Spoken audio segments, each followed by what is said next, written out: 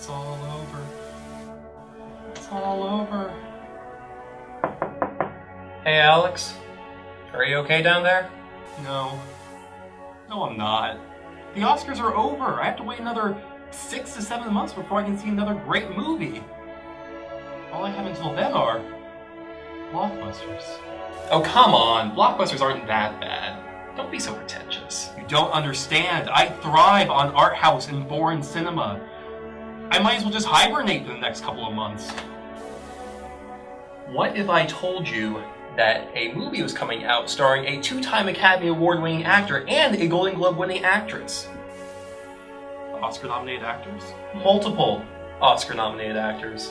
What? Yes, of course I'll review it. How have I not heard that's coming out until now? I think you have heard of it. It's called...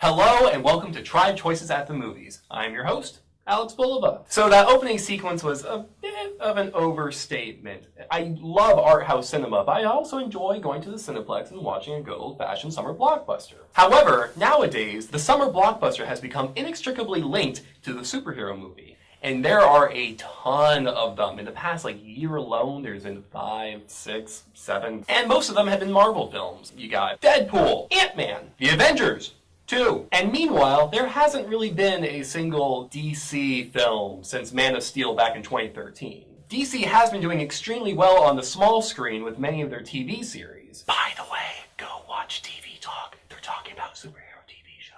But the DC superhero films have just been lacking. I mean, they haven't made a film since Man of Steel, which frankly just wasn't that good. Furthering my lack of excitement is the fact that Batman v Superman currently holds a 30% on Rotten Tomatoes. That's low. That's lower than The Room. So yeah, I walked into the theater with the lowest of low expectations. But you know what?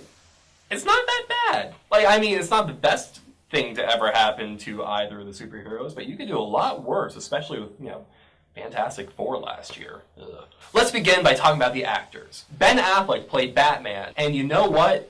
He was the best part of the movie by far. In fact, all of the Batman segments were the best part of the movie. He's a really good Bruce Wayne. He's suave, he's charming, he also brings a good intensity to the role, and his lower jaw looks very good in a Batman mask.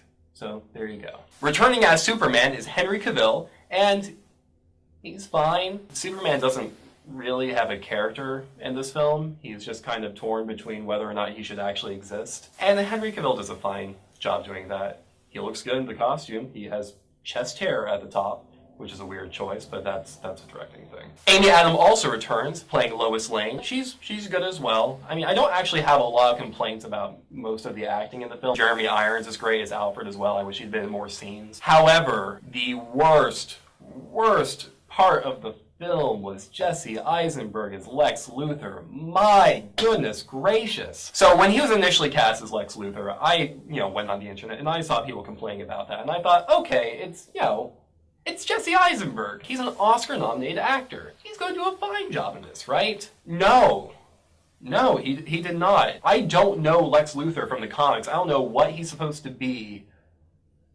But it can't be this. He was nervous and just kind of twitchy the whole time. He stuttered and stammered. And he was just horribly awkward to watch in just any given scene. It was kind of like if you took Mark Zuckerberg from The Social Network and you strained his hair and just gave him a ton of 5-hour energies. That's approximately what Lex Luthor is like in this movie. He didn't completely derail the film for me, but really, if you had any other actor in the role, I think it would have been a much better job. And this breaks my heart, because if you saw the opening sequence, Social Network was on the floor with me. I love that movie. So one of the biggest complaints about Man of Steel was the copious amounts of violence in that film. People watch the end of that and acknowledge that thousands to hundreds of thousands to 1 million people died in that end battle. And for the most part, Batman v Superman tries to remedy that. The director makes a very specific effort to make sure that the audience knows that minimal people are dying. There are very awkward phone calls from government officials saying like, oh yeah, all the commuters are away from Metropolis and Gotham. Nobody's going to die. Hooray! And like, that's good. People aren't dying. But also, it could have been done just a lot better. It seems like the director is responding to the backlash from Man of Steel and just being like, all right, nobody's going to die. But on the opposite end of the spectrum, Batman kills people with guns. Like, I'm not a comic book person at all, but I know Batman does not kill people, and he does not use guns. And this is just a big turnaround for his character. I'm personally not upset about it, but if you care about Batman as a character, this is going to make you a little upset. For the most part, the action scenes are exciting, especially the Batman versus Superman fight. It's a little bit of a convoluted reason why they start fighting in the first place, but when they throw down, it is like the best 5 to 10 minute action scene I've seen in a long time. Like, it is so worth watching the preceding like hour and a half to get to that. The other action scenes are okay. There's a car chase earlier on in the film, which is exciting enough. It's been done better. And the final fight at the very end of the movie is very long and kind of tedious and repetitious. But they have Wonder Woman, so everything's okay. In terms of cinematography, the film has a very distinct visual style to it, and a lot of times it actually looks like you're watching a comic book, especially the opening title sequence, which I think is the best part of the film. The movie did a good job establishing a broader DC universe. I mean, the movie is called Dawn of Justice, so you'd expect there to be more, superheroes coming in. But there's allusions to other superheroes as well as prior villains. In fact, there's multiple references to the Joker in the movie, which makes me wonder, will the Joker come back in later DC films, or are they just trying to abandon him? I don't know, but I like the world building. The score is composed by Hans Zimmer, and for the most part it's good. I mean, it's kind of your stereotypical Hans Zimmer score at this point. But then there was also the Lex Luthor themes, which had a very weird staccato violin to it and kind of sound like Dance of the Montagues from the Romeo and Juliet ballet. Can we hear that? Yeah, it's about that. It didn't distract me from anything, but at the same time, it's not nearly as iconic as Hans Zimmer's earlier scores for The Dark Knight or Inception. Really, it's serviceable. It's fine.